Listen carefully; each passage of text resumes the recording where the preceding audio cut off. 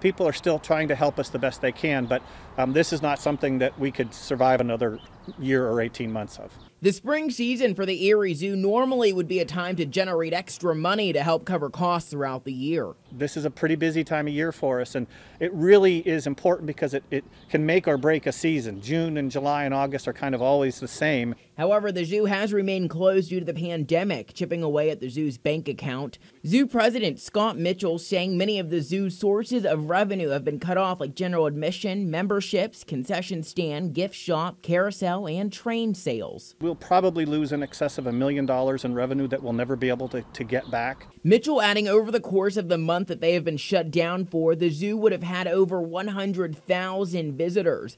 Adding the sales of park memberships are also down. A lot of people start to buy them now as they get outside and enjoy the place with their family. So obviously we've seen a decline in that. Mitchell says the zoo management team is already looking at procedures to implement once the zoo is able to reopen. We were talking about putting paw prints around the zoo that would be 6 feet apart and to give people some perspective. And the animals are also feeling the impact of the zoo being shut down. There are some that act a little differently this time of year with nobody here. Our lions, for example, they're very active when people come down there because they're so used to seeing people. Until then, Dustin and Ava will be keeping guard. Kind of.